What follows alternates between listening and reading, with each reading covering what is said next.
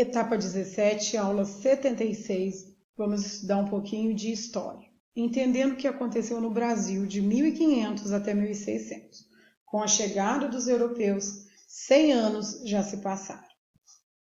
A partir do ano de 1530, os portugueses começaram a se estabelecer no território que mais tarde seria chamado de Brasil. O local já era habitado por indígenas e tinham hábitos bem diferentes dos europeus. Os primeiros contatos trouxeram desconfiança e hostilidade, mas também houve muita interação entre alguns deles. Para ilustrar o resultado da interação entre os portugueses, europeus e os indígenas, veja alguns exemplos do que aconteceu. Os portugueses adotaram o uso de instrumentos indígenas, como canoa, arco, flecha e tacape. Os portugueses incorporaram o milho, a mandioca, o amendoim à sua alimentação diária. Houve a união entre os habitantes da terra e os europeus, e os seus filhos eram chamados de mestiços ou mamelucos. Os portugueses trouxeram o cristianismo como parte de sua religião, moral e alguns costumes, e tentaram catequizar os indígenas com o trabalho feito pelos jesuítas. Quem são os jesuítas, ou quem foram os jesuítas? Os jesuítas eram padres que pertenciam à Companhia de Jesus, uma ordem religiosa vinculada à Igreja Católica, que tinha como objetivo a pregação do Evangelho pelo mundo. Essa ordem religiosa foi criada em 1534 pelo padre Inácio de Loyola e foi oficialmente reconhecida pela Igreja a partir do Papa Paulo III em 1540. A proposta dos padres jesuítas para a divulgação do cristianismo era baseada no ensino da catequese. A partir do ano de 1530, houve de fato a colonização por meio dos estrangeiros, que por medo dos estrangeiros tomarem as riquezas que haviam encontrado na nova terra e pelo desejo de encontrarem ouro e prata na nova terra. O que é colonização? Colonização é o processo pelo qual os seres humanos ocuparam novos territórios pelo mundo. Uma colonização pode ter como objetivo a habitação ou somente a exploração de recursos. O país colonizador era chamado de metrópole e o território explorado era chamado de colônia. Portugal era metrópole. Brasil era colônia de Portugal. A função da colônia Brasil era fornecer mercadorias, produtos para a metrópole, Portugal, vender por um preço bem alto. E para delimitar certinho as terras brasileiras que pertenciam a Portugal, olha só o que foi feito.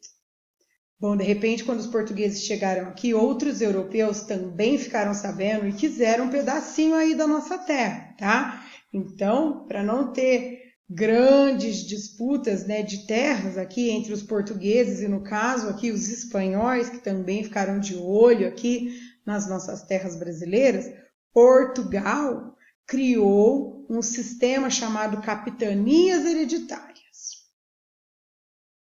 Muito bem, o que foram as capitanias hereditárias?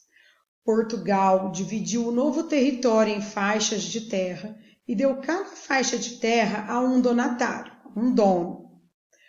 Os donatários eram pessoas que pertenciam à nobreza portuguesa e eram da confiança do rei. Chamavam-se de capitanias hereditárias porque essas faixas de terra eram passadas de pai para filho. O donatário era como um dono que deveria administrar essas terras e torná-las produtivas. As capitanias hereditárias foram inventadas para incentivar a ocupação das novas terras pelos portugueses. Foram criados 15 capitanias e cedida a 12 donatários. Alguns receberam mais de uma porção de terra. Esses donatários tinham direitos e privilégios sobre a exploração do território e deviam obrigações à metrópole. A falta de recurso das capitanias e os ataques de indígenas a essas terras levaram ao fracasso do sistema. Em 1548, outra forma de organização política e administrativa é adotada, o governo geral, que nós vamos estudar mais para frente. Trouxe aqui para vocês um mapa, né, do Brasil, como vocês podem ver, ó. É bem a costa aqui brasileira. O que é a costa? A costa é o litoral, é a praia, é onde é banhado pelo mar, pelo Oceano Atlântico, tá? E as capitanias hereditárias da época, ó.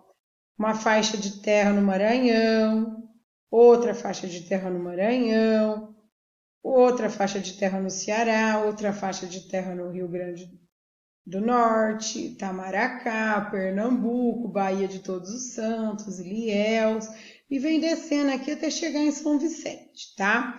As terras laranja, né, dessa cor laranjinha aqui, ó, essa parte aqui, pertenciam a Portugal. E a parte verdinha das terras pertenciam à Espanha.